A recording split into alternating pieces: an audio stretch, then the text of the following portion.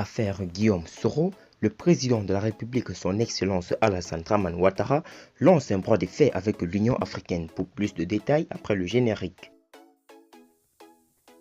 Avant de commencer, abonnez-vous à la chaîne et activez la cloche de notification, car cela va vous permettre de ne plus manquer les prochaines vidéos. Let's go!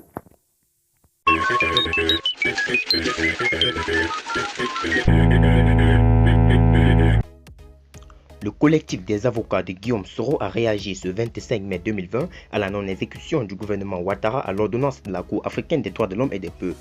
30 jours après l'ordonnance des mesures provisoires, le régime de M. Alassane Ouattara a décidé de s'inscrire dans une démarche de défiance à l'Union africaine en refusant d'exécuter la décision de la Cour africaine et de ne pas respecter ses engagements internationaux, ce qui l'expose de ce fait à des sanctions.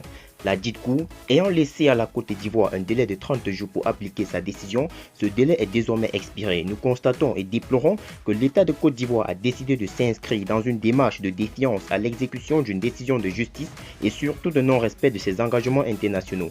Cependant, et pour mémoire, les articles 30 et 31 du protocole relatif à la Charte africaine des droits de l'homme et des peuples portant création de la dite Cour prévoient que les arrêts rendus par cette même Cour s'imposent sans réserve aux États et que tout refus d'exécution d'une décision entraîne l'exposition de l'État fautif à un rapport de violation et partant à des sanctions individuelles et diplomatiques auprès de l'Union africaine, mais également des Nations unies et de l'Union européenne.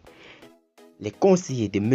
Guillaume Kibafory Soro entendent en conséquence exercer toutes les voies de droit afin de faire exécuter la décision de la Cour africaine des droits de l'homme et des peuples en ce compromis auprès de l'Union africaine, de l'Union européenne et des Nations unies et entendre apporter le concours au rétablissement de l'état de droit et du respect des traités internationaux en Côte d'Ivoire.